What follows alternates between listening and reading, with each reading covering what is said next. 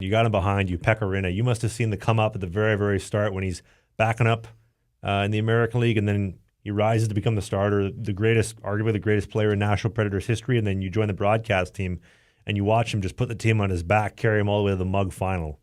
What was that like?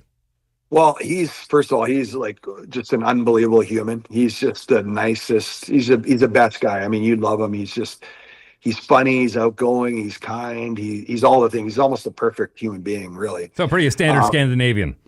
yeah, exactly. Yeah, exactly. But the first time I remember, the first time I saw him was at a training camp, and he comes over. He had one of the, I can't remember what European. He had this goofy European helmet on. That was back in the day where guys that big, he's 6'5", were all like big blockers. So they'd come and they be like kind of robots.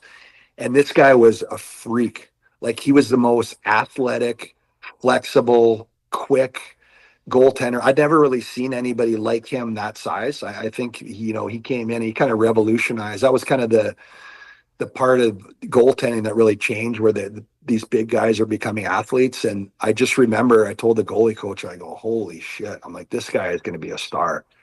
And I knew he was going to take my job one day, which was a few years later. But no, there's certain guys that you see. Vasilevsky was another one that when I saw him, I'm just like, wow. I'm like, it's like nothing you've seen before. And you know that, Travi, too, when you probably see certain guys, you're like, well, that guy can just do things that, most goalies can't do. And that's when I saw him, I just was blown away. And then, the position evolved so much, and he had obviously his athleticism, but he was really scrambly, relied on it too much, and he wasn't as positional. And UC Saros came up, and he is probably one of the most technical goaltenders. He's almost a perfect goaltender in a smaller frame. And Pekka, it's hard to change your genetics, your DNA, something that you've been doing for your whole life.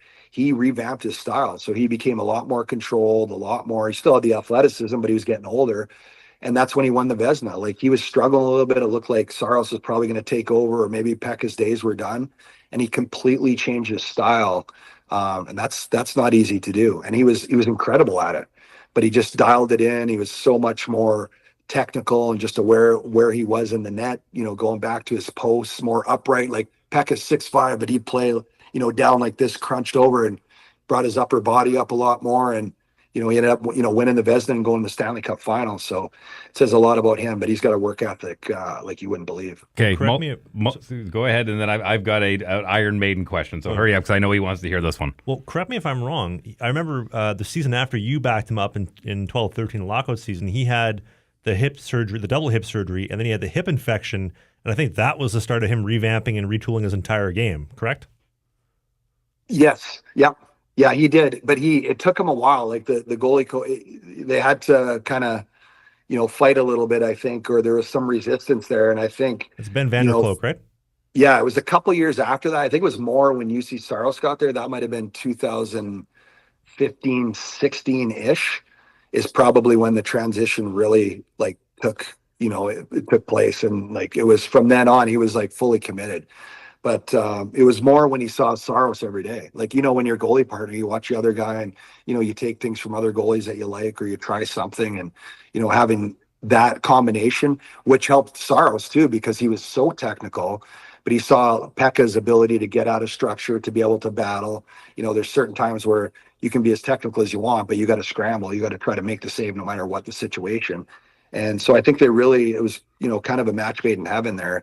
And it's helped, UC Saros, I think, too, just being able to have that skill set in his pocket as well. But I think it was 2015, 16 when Saros came, and that's kind of when it took over. Well, I mean, obviously I have my biases, but when he totally just ran the team up the flagpole to the Cup final in 16-17, and then obviously playing Muzz and the Penguins in the final, that's probably got to be my favorite Cup final goalie matchup of the last decade, of two 6'5" guys going head to head.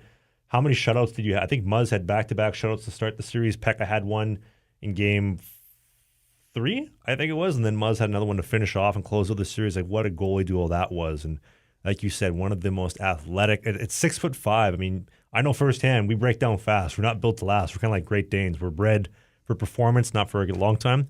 And just the fact that he was able to do it for so long, so many wins, great style too as well. And 6'5", good looking Scandinavian. Can't complain there.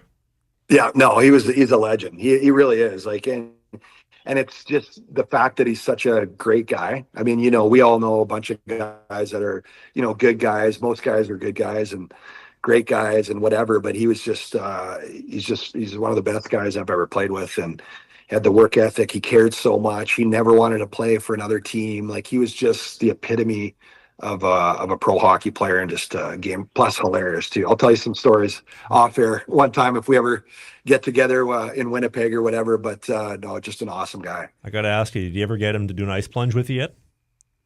He does it. I think he played like a pro game this year. Actually, he's kind of like he's a goalie consultant for the Preds in Europe.